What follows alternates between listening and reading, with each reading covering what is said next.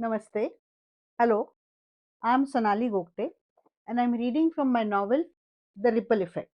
I'm on to chapter 8 now.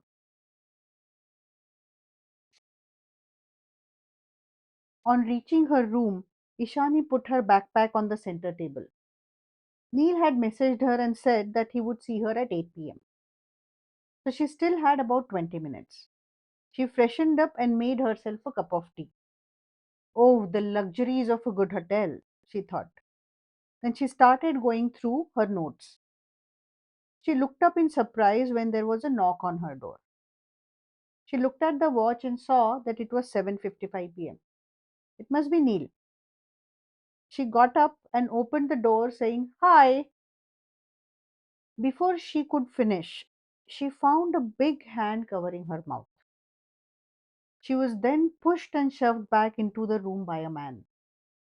He shut the door behind him with a kick and pushed her all the way into the room. Ishani forced herself to calm down and stop resisting. He was a big man, tall and hefty. She would be no match to him in physical strength. She needed him to think that she was not going to fight so she could catch him off guard. She observed him carefully. She wanted to be able to identify him later. He was dark and had spots on his forehead, had a big nose and big teeth. His curly hair was cut short and he had bushy eyebrows. He didn't look like a hotel guest, but she could be wrong about that. She would have to engage him in a conversation somehow. He tentatively lifted his hand from her mouth, and when she didn't scream, he pushed her on the bed. She tumbled but quickly sat up and said, "Did you want to talk to me?" The man was taken aback by that.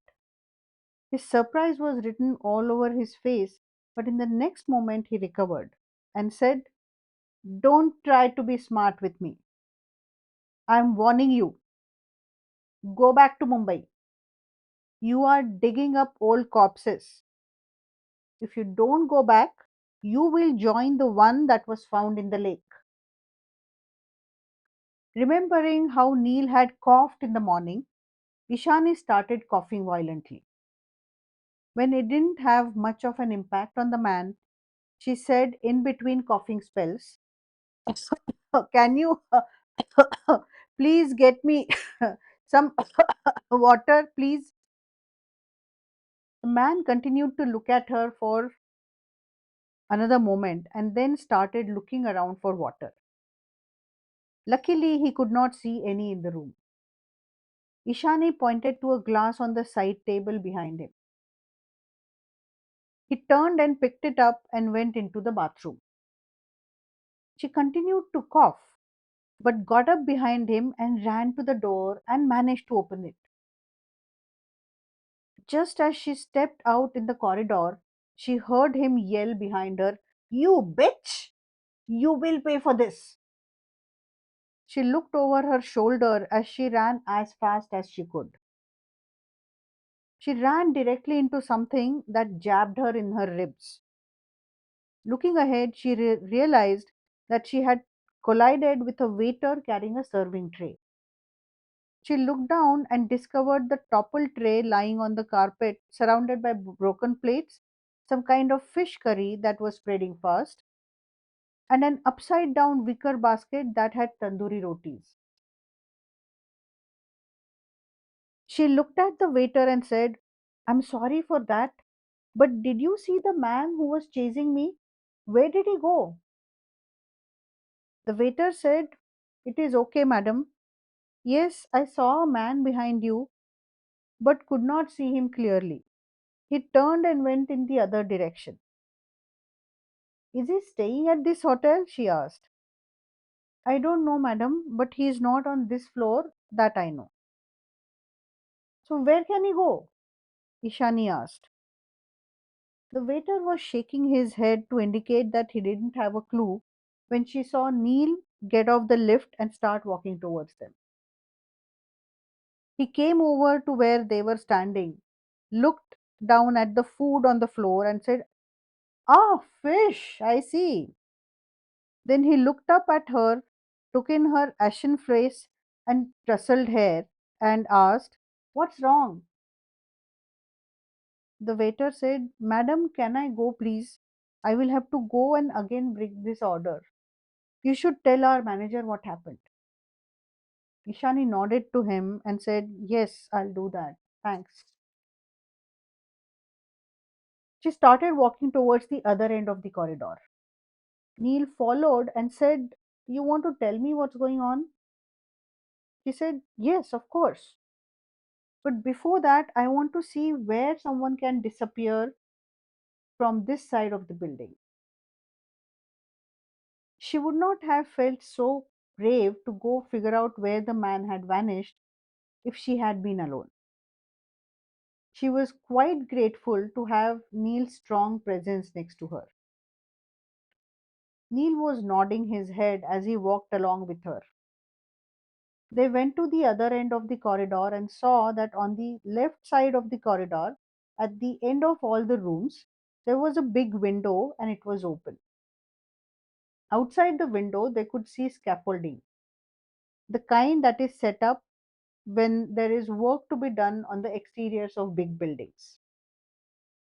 Ishani just waved her hand towards the scaffolding and walked back towards the room.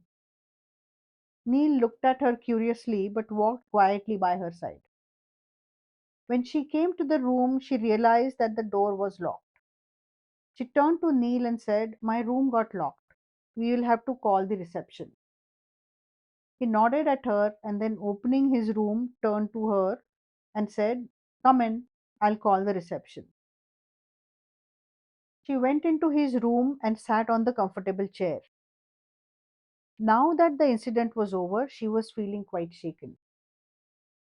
While Neil talked to the reception, Ishani was mentally going over everything that had happened. She had worked on many investigations, but she had not had to face anything like this before. She was surprised that she had managed to handle the situation. She was also surprised that she had been able to get away so easily.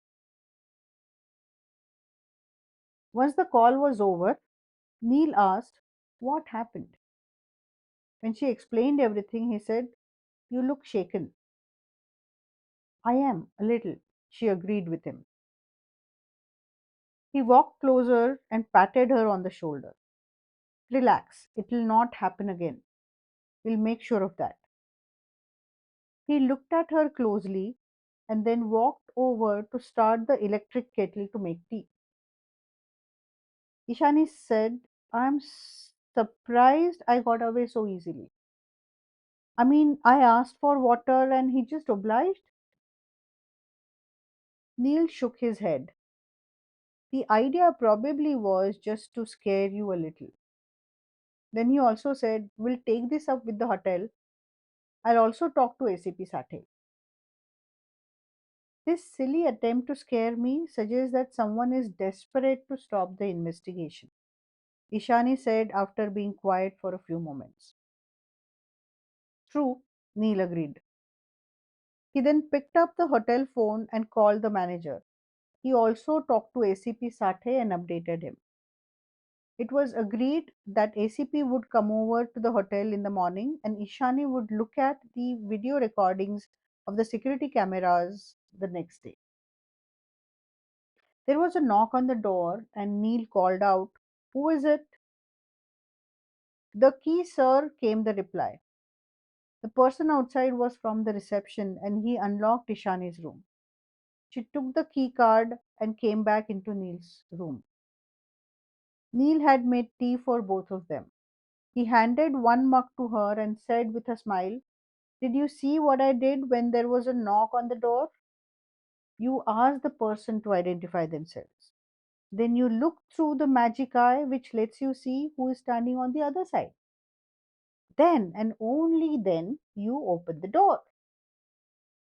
Ishani knew he was just teasing her, so she said, Now that you have demonstrated how this is done, I'm sure I'll get it right. She had been too eager to see Neil and had opened the door in a hurry. Of course, she was not going to tell him that. So she opted for, it was almost 8. I thought it must be you and we could go for dinner. I was very hungry. Neil gave her a big smile. She had known that he would be able to relate to this reason without any problem.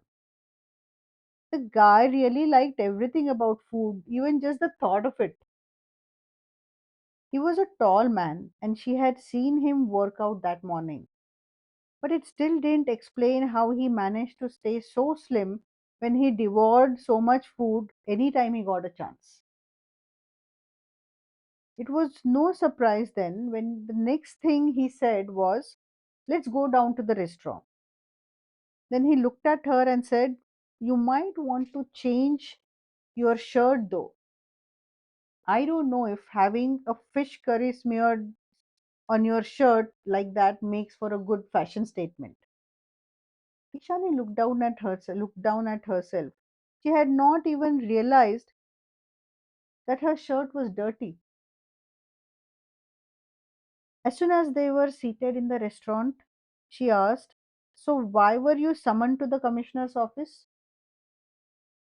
Neil smiled at her choice of words and said, "The commissioner wanted to discuss different approaches, rule out some of my ideas, and impose some of his own. You know, you're not sharing any information, right? Only giving me your theories of his intentions," Ishani said. The meeting must have gone well, and Neil must have managed to convince the commissioner because he smiled and said, "But that is a very important input." After this, he finally started talking about what they had discussed. When investigating the first time, the inspector had felt that Mr. Hemant Joshi was hiding something. What Mrs. Pandey described also indicates that there might be something unusual about Mr. Hemant Joshi's relationship with Manjari. So we talked to both Hemant and his wife tomorrow independently. He got quiet as the waiter came over with their order.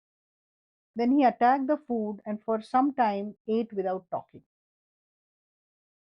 If Hemant had an affair with Manjari, like everyone thought, that would explain why Mrs. Joshi was unhappy and refused to meet Manjari and her aunt, Ishani said, breaking the silence.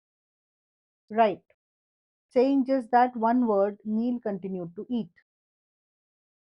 We could just talk to Hemant, grill him even. Why bring Mrs. Joshi into the picture unless it is necessary? Neil looked up from his food, sighed, and said, "During the first round of investigation, Hemant looked very suspicious. He did everything possible to stop the police from talking to his wife. He behaved as if he had a lot more than a casual affair to hide. We want to talk to her to see if there was anything more." Okay, Ishani considered and then focused on her food herself. By the way, the SIM card that Jivaji found did not have any fingerprints, but Inspector Moore was able to get the name of the owner. "It's one Arun Mandre," he said, after which he again got quiet. Ishani waited patiently. After a few moments, he looked up, smiled at her, and continued, "You would never guess who he is. He's a driver, works as a cab driver for one of the call centers." "So, nothing to do with QSoft?" "As per Wild Outdoors, that call center has never gone on any official program to their campsite," he said. "The police are bringing Arun in for questioning. We should know more tomorrow." After his update, he asked Ishani what had happened in QSoft. She told him about Pramoda, and his response was, Idiot. Ishani laughed softly and said, first he was a joker, now he is an idiot. Neil gave her an insolent look and said, I'm sticking to the censored version around you. You don't want to know what I really think of him. Ishani smirked and said, don't restrain yourself on my behalf. I don't care if you use bad words. I'm used to hearing them. Well, I mean what I said. If I was not being careful, I would have said dickhead, but basically an idiot, Neil said. That's the word that came to my mind, Ishani said, smiling.